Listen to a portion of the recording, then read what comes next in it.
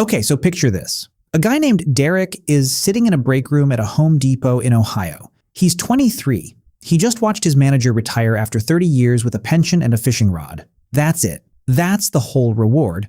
Derek looks at that and thinks, nah, hard pass. That's the energy behind today's story. It's not about being a genius. It's not about crypto luck. It's about a normal dude who quietly built $1 million and clocked out of his 9 to 5 at 43. 14 years earlier than his paycheck alone would have gotten him there. 14 years, people. That's not a small flex. That's basically an entire second childhood you get back. Let's rewind. Derek grew up watching his dad work overtime just to afford one camping trip a year. His dad wasn't broke, he just wasn't free. There's a difference. Money was piling up, sure, but time was disappearing faster than it was worth. Derek didn't want that. So the second he started his first real engineering job, he made one rule. Pay yourself first. Before rent, before takeout, before anything. 10% of every paycheck goes straight into savings like it never existed. Was he tempted to skip it some months? Obviously.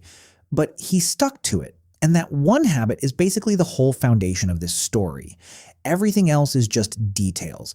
Now here's the part nobody tells you. Derek wasn't some stock market prodigy. He was actually kind of bad at it early on. He found some hyped up biotech stock on a forum, dumped a chunk of his savings in, and watched it crater almost 60% in a few weeks. Rough, humbling, expensive lesson. But here's the thing that saved him. He lost real dollars, sure, but percentage-wise, it was still small potatoes compared to his total savings. So he replaced the loss with his salary in a couple months and moved on. Meanwhile, a coworker of his went all in on some random altcoin and basically vaporized his entire savings account overnight. Derek wasn't smarter. He was just protected by discipline, not talent. After that, Derek got serious. No more forum tips. He started reading. Actual books. He started watching finance YouTube while eating dinner instead of some random sitcom. Slowly, the picture started clicking. Buy things you understand. Buy them cheap. Don't overthink it. Around this time, his parents offered him 10 grand to help him buy a starter house. Nice gesture, right? Derek said. No. Why?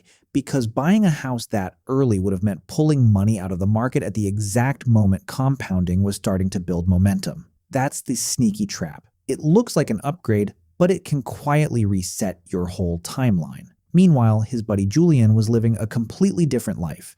Julian threw 50 grand into some hyped startup app before it even had users, basically betting his whole future on vibes. Derek chipped in $500 just to stay polite. When that company went public, Julian became an overnight millionaire. Derek made 12 grand. Julian clowned him for playing it safe. Fast forward a few years. Julian took his millionaire money and threw it all into another hyped startup that promised to be the next big thing. It collapsed. Julian had to go crawling back to his old job. Meanwhile, Derek was still slowly grinding, still buying boring stable companies, still saving every month like clockwork. That's the pattern with quick money. It's exciting until it isn't. Julian got lucky once. Derek got consistent forever. Consistency wins way more often than luck does. It's just less fun to watch. Then the market crash hit. This wasn't small.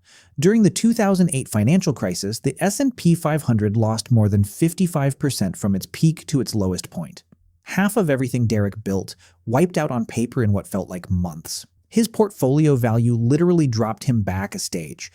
Most people panic sell in moments like that. Derek didn't. He kept buying.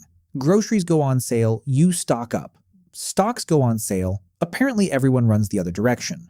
Derek didn't run. In the 2 years after that crash, his returns were way above his usual average, simply because he stayed calm while everyone else freaked out. Along the way, life happened too. He met someone at, of all places, a library checkout line, tripping over a stack of books like some rom-com cliche. They built a life together. Split expenses, increased savings together. Love and budgeting spreadsheets, weirdly compatible. They bought a house eventually, sure, but way later, once the snowball was already rolling hard enough that one big expense couldn't derail it. Timing matters more than people admit. By his mid-30s, something wild happened. His portfolio started earning more in some months than his actual paycheck. Not consistently, but often enough that it clicked emotionally. The machine was working without him. He kept his job a while longer, partly out of caution, partly because switching jobs for a raise felt smarter than quitting cold turkey. He even started a small photography side hustle just for fun, which quietly padded his savings even more. By 43, the number hit 7 figures. More than half of that came purely from market growth, not his paycheck. That's the part people underestimate. Saving gets you started. Growth is what actually gets you home. So what's the takeaway here? It's not about picking the next hot stock. It's not about timing some perfect crash. It's paying yourself first, avoiding dumb, risky bets, staying calm when markets crash instead of panicking, and giving compounding enough time to actually compound. Derek isn't special. That's kind of the whole point. If a regular guy with an average salary and a couple of dumb mistakes along the way can retire 14 years early, that door is open for basically anyone willing to be boring on purpose.